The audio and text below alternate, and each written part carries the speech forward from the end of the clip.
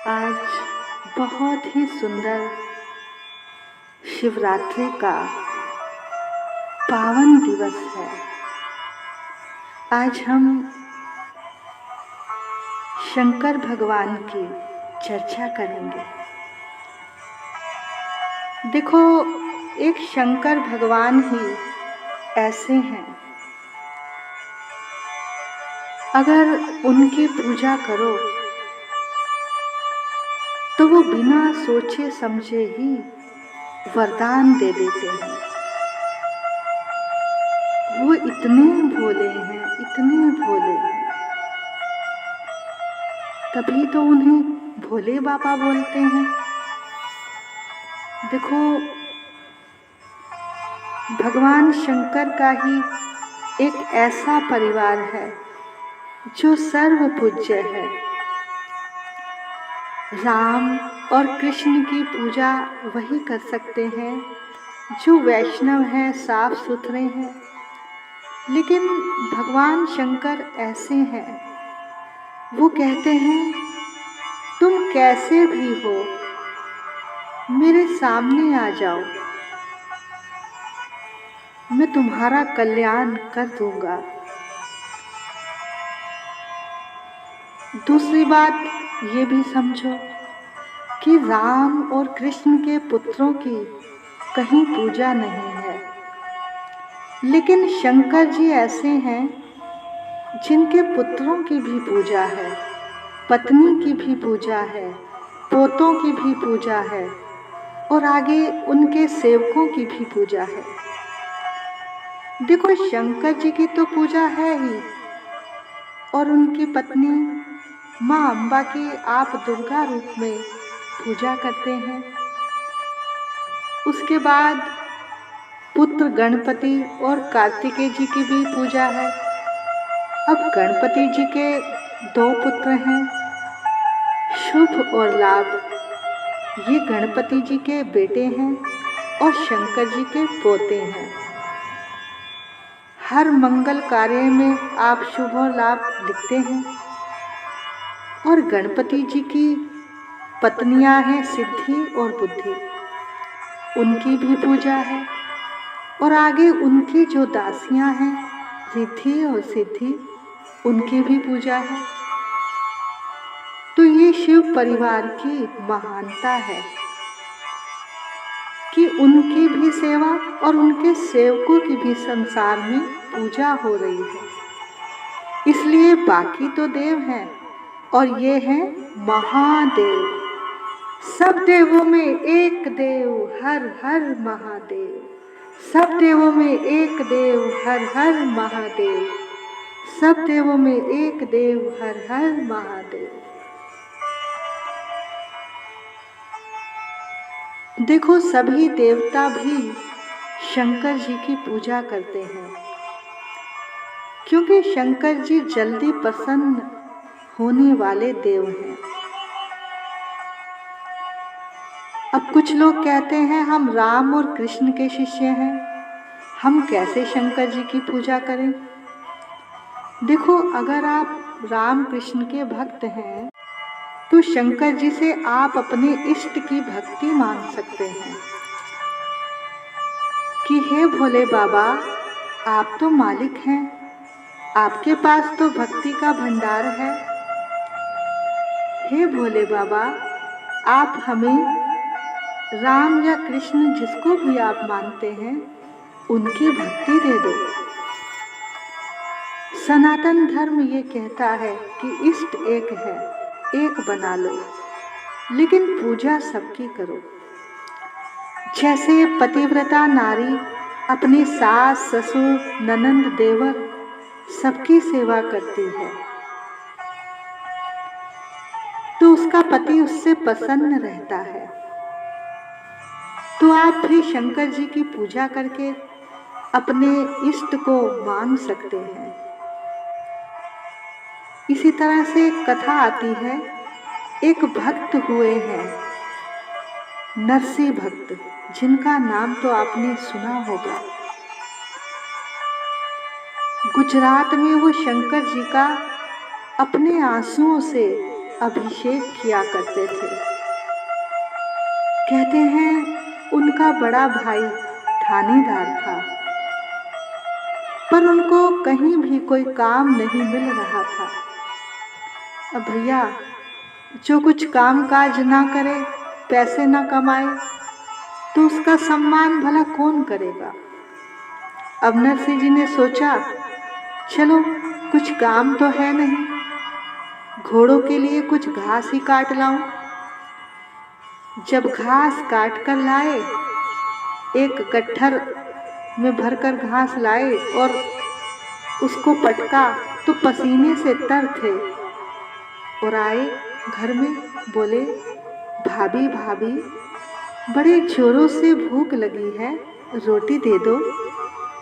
अब भाभी बड़े गुस्से में बोली, आया बड़ा रोटी वाला, काम धाम तो कुछ करता नहीं है, भैंसे जैसा शरीर बना रखा है। अब भैया, शब्द थे चुभ गए हृदय में। वहीं खड़े खड़े नरसिंह रोने लग गए।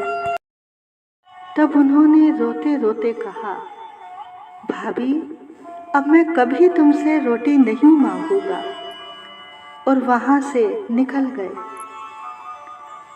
देखो, जब ठोकर लगती है ना, फिर हृदय का जो भरा हुआ प्याला है, वो फिर आंसू बनके छलकता है।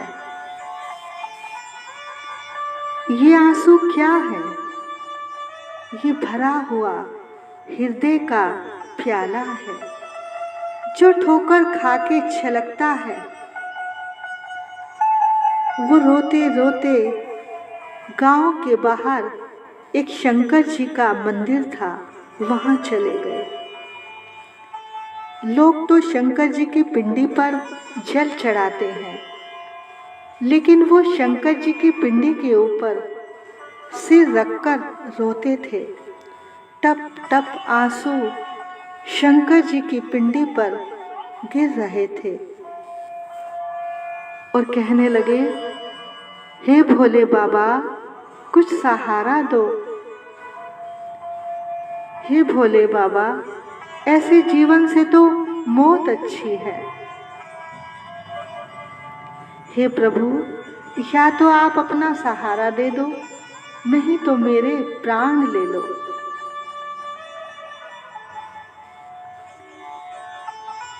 और अपनी भाभी वाली पूरी कहानी भोलेनाथ को सुनाई और कहा, बाबा, अब मैं जाऊं तो जाऊं कहाँ? आप तो भोले भंडारी हो, आपको तो कोई कमी नहीं है। कहते हैं,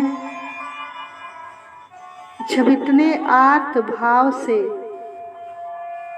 रो रो कर प्रभु को पुकारा, तो भोलेनाथ प्रकट हो गए। बोलिए शंकर भगवान की जय। बोले, नरसिंह, वर मांगो। देखो, भोले बाबा तो आते ही सीधी सी बात करते हैं कि वर मांगो। तब नरसिंह जी ने कहा, प्रभु, मुझे तो पता नहीं, आप जो ठीक समझो वो दे दो। तो ऐसे में क्या हुआ, भोलेनाथ नरसिंह को उठाकर भगवान कृष्ण के रास मंडल में ले गए, क्योंकि वो जानते थे कि नरसिंह के पुराने संस्कार भगवान कृष्ण से जुड़े हुए थे। और भोलेनाथ भगवान कृष्ण से बोले कि आपका ये दास आपकी शरण में आ गया है, इसे अपनी शरण में ले लो। तभी भगवान कृष्ण ने एक जलती मशाल उसके हाथ में दी और कहा, जाओ नरसिंह, मेरी भक्ति का संसार में प्रचार करो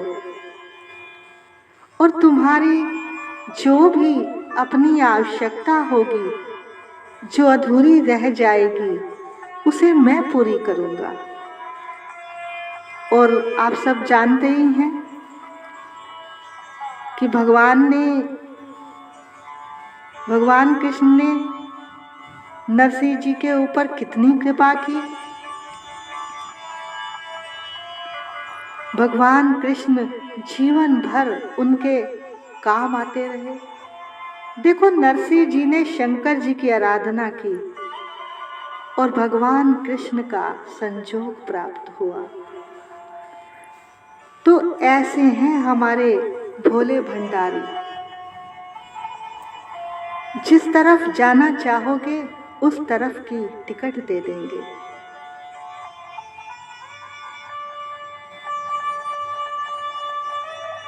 बोलिए शंकर भगवान की जय।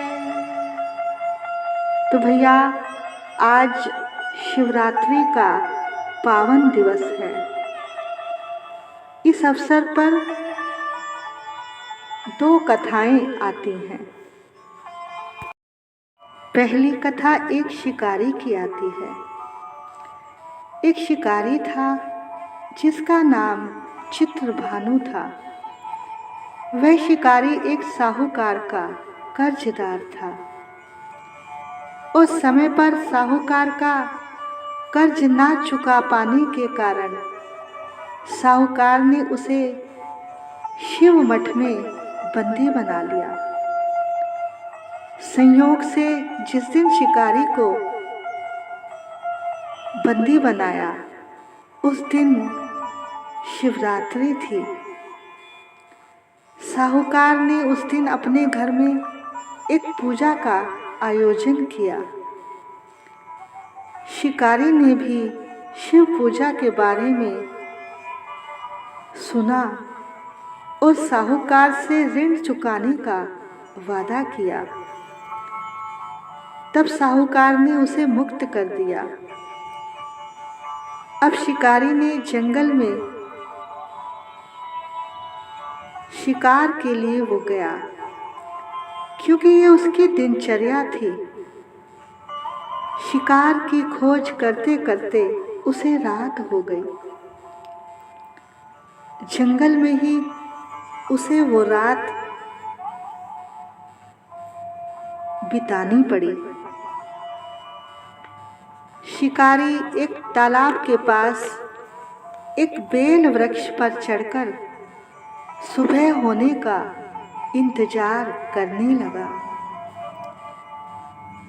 जिस बेल वृक्ष पर वह शिकारी चढ़ा हुआ था उसके नीचे एक शिवलिंग था। वो बेल पत्रों से ढका हुआ था। इस बात का शिकारी को कुछ पता नहीं था। अब उसने रात भर बेल पत्र तोड़कर वो नीचे फेंकता गया सुबह होने के इंतजार में, और वो शिवलिंग पर गिरते गए। शिकारी भूखा प्यासा उसी स्थान पर बैठा रहा। इस प्रकार से शिकारी का महाशिवरात्रि का व्रत भी हो गया। तभी एक गर्भवती हिरनी तालाब पर पानी पीने के लिए आई। उसने उस हिरनी को मारने के लिए जैसे ही धनुष पर तीर चढ़ाया तब वो हिरनी बोल उठी, हे शिकारी, मुझे मत मारो। मैं एक बच्चे को जन्म देने वाली स्थिति में हूँ। अगर तुम इस हालत में मुझे मारोगे तो तुम्हें 2-2 हत्याओं का पाप लगेगा और जो उचित ना होगा। मैं शीघ्र ही अपने बच्चे को जन्म देकर तुम्हारे पास आ जाऊंगी, तब तुम मुझे मार लेना। इस समय मुझे जाने दो। शिकारी ने उसे जाने दिया। धनुष रखने पर कुछ और बेलपत्र शिवलिंग पर गिर गए। इस प्रकार शिकारी से अनजाने में प्रथम पहर की पूजा हो गई। कुछ ही देर बाद एक और हिरनी उधर से निकली। पास आने पर उसने फिर से धनुष पर तीर लगाकर निशाना लगाया, लेकिन वो हिरनी उससे प्रार्थना करती है कि मैं अपने प्रियतम की खोज में निकली हूँ। मैं अपने पति से मिलकर जल्दी ही तुम्हारे पास आ जाऊंगी। तब तुम मुझे मार देना, इस समय मुझे जाने दो। शिकारी ने उस हिरनी को भी जाने दिया और सोचने लगा कि वह कैसे शिकार कर पाएगा। इस बीच रात का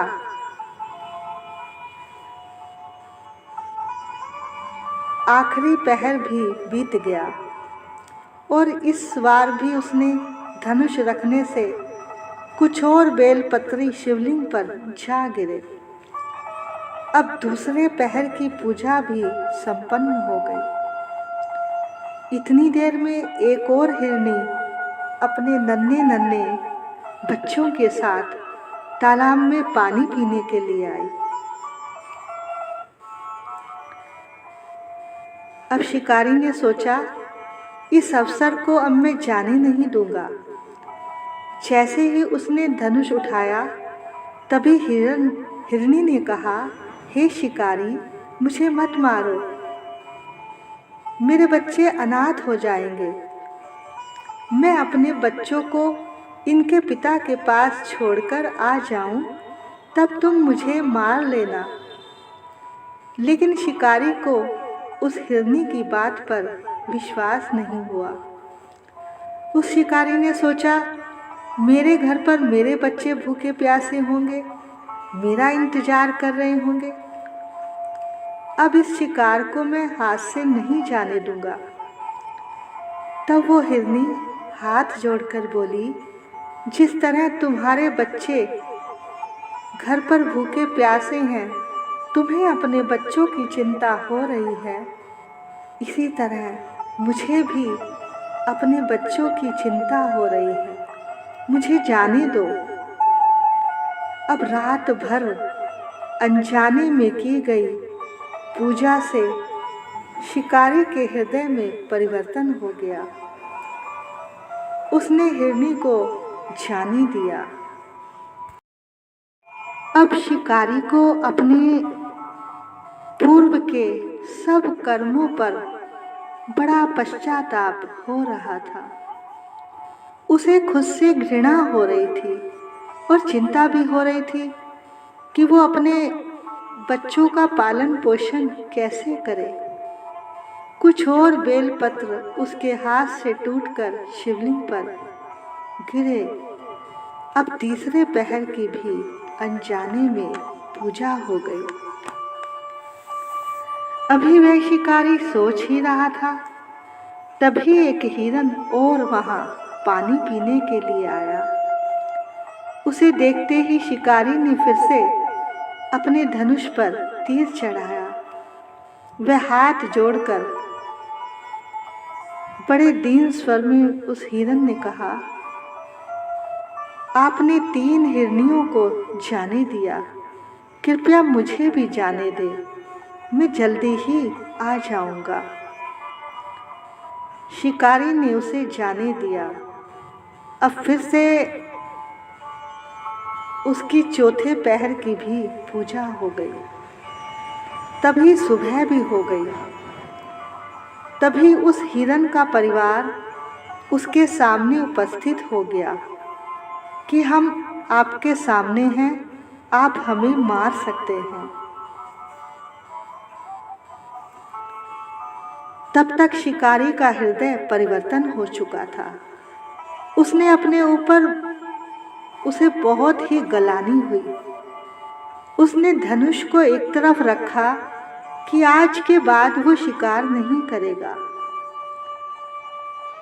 इस प्रकार अनजाने में की गई पूजा और उपवास से वो हिंसक शिकारी अंत में सब सुखों को भोगकर मोक्ष को प्राप्त हुआ। तो भैया, यदि अनजाने में की गई पूजा का इतना फल प्राप्त हो सकता है, तो विधि विधान से की गई पूजा का क्या फल होगा? तो आइए अब सुनते हैं शिव विवाह की कथा।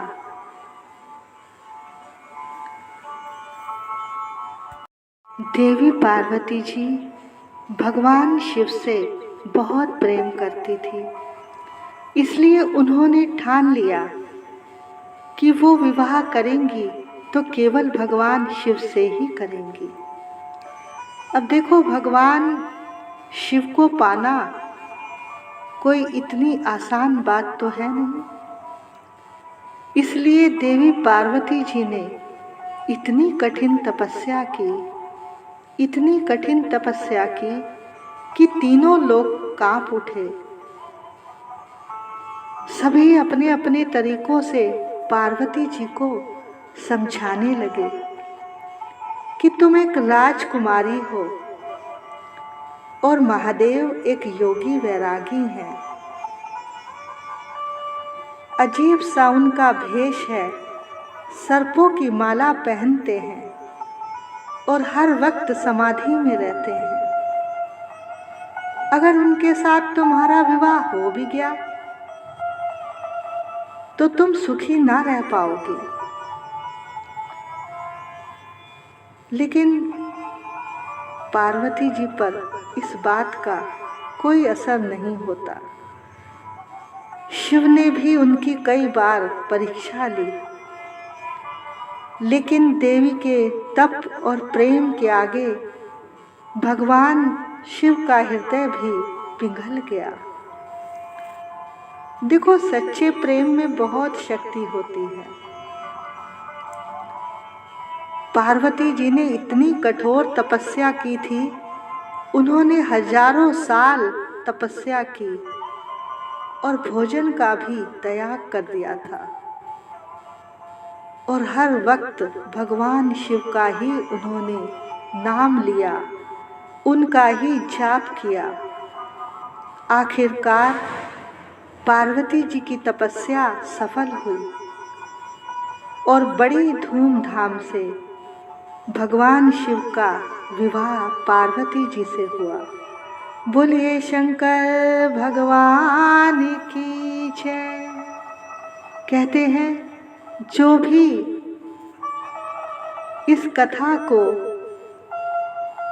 शिवरात्रि वाले दिन सुनता है, भगवान शिव और माँ पार्वती उस पर सदा प्रसन्न रहते हैं और उसकी सभी मनोकामनाओं को पूर्ण करते हैं। बोलिए शंकर भगवान की जय।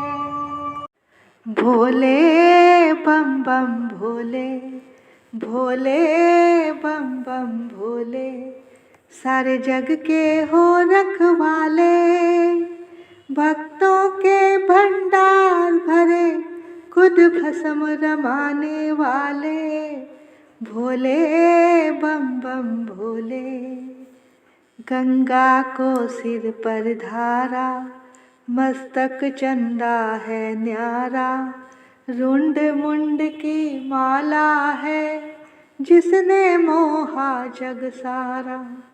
द्वार जो तेरे आता है, मुँह मांगे वर पाता है, अपने भक्तों को बिन मांगे सब कुछ देने वाले, भोले बम बम भोले।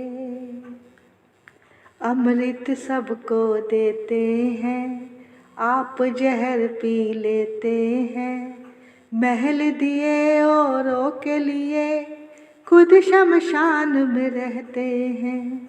नीलकंठ कहलाते हैं, भंग धतूरा खाते हैं, है जयदाद त्रिशूल और डमरू ना गले में डाले, भोले बम बम भोले, भोले बम बम भोले। शरण में तेरी आया हूँ, झक्का बड़ा सताया हूँ, मेरी मुश्किल दूर करो, मैं तो बड़ा घबराया हूँ। खाता खोल न देख मेरा, भला बुरा जो हूँ तेरा, मेरा भी उद्धार करो, मुक्ति को देने वाले, भोले बम बम भोले, सारे जग के हो रखवाले, भक्तों के भंडार भरे, खुद भस्म रमाने वाले, भोले बम बम भोले, भोले बम बम भोले।